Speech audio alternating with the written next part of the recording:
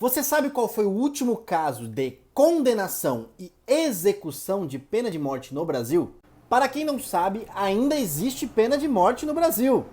Porém, ela só pode ser aplicada, executada nos casos de guerra declarada, em que haja uma declaração de guerra entre o Brasil e um outro estado estrangeiro. Isso é prevista infraconstitucionalmente nos crimes militares, no Código Penal Militar especificamente.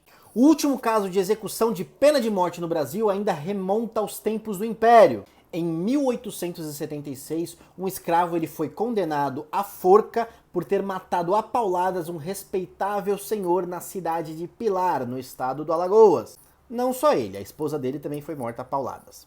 Mesmo pedindo clemência ao imperador Dom Pedro II, a qual não foi concedida, o então escravo Francisco foi condenado à forca em 28 de abril de 1876. E na época ainda era um espetáculo, cerca de 2.000 curiosos se aglomeraram para assistir à execução de Francisco.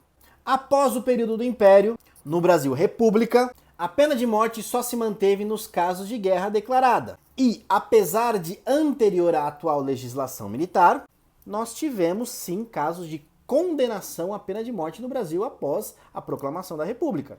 Na Segunda Guerra Mundial, 2 militares do Exército Brasileiro, da Força Expedicionária Brasileira, foram condenados a penas de fuzilamento por unanimidade no Superior Tribunal Militar por terem estuprado uma jovem de 15 anos na Itália e matado o parente dela que tentou impedir.